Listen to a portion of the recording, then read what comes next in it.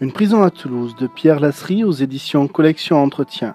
Un livre de portraits et d'entretiens d'hommes et femmes ayant fréquenté de près ou de loin la prison Saint-Michel entre la dernière guerre mondiale et sa fermeture définitive le 17 janvier 2003. Outil de mémoire et recueil artistique à la fois, cet ouvrage se veut être un témoignage sur un lieu emblématique de Toulouse. Aumônier des trois religions du livre, avocat, gardien, ancien détenu de droit commun, résistant et enfant de résistants, témoigne du passé de ce lieu. 22 portraits ou visions de ce lieu, c'est-à-dire que c'est un petit peu comme un film, j'ai l'impression, maintenant que j'ai un peu de recul, ou alors comme des petits courts-métrages où chacun raconte finalement son histoire, une histoire qui a pour seul point commun, pour seul dénominateur commun, ce lieu. Voilà. Et chacun a son histoire, qu'il soit détenu, juge, avocat, ou bien, on a oublié de la citer, Odile Foucault, la spécialiste de Jacques-Jean Esquier, l'architecte qui a réalisé cette prison au milieu du 19e siècle. À la prison Saint-Michel, pas tout à fait de moi. On m'a élargi. À l'époque, on m'a mise en liberté provisoire. Maintenant, ces termes-là n'existent plus.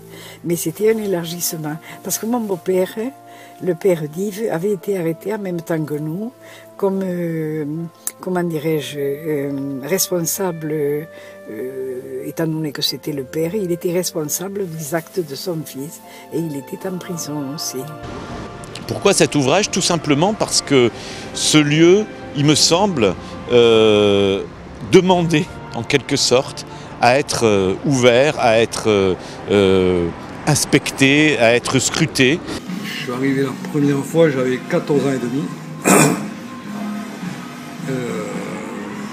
Alors, ce qui me surprend, bon, déjà on me regarde comme un mineur, qu'est-ce qu'il vient foutre là. Galerie de portraits, galerie photo aussi, ce livre se veut être un album, entre guillemets, du passé au présent et au futur peut-être aussi.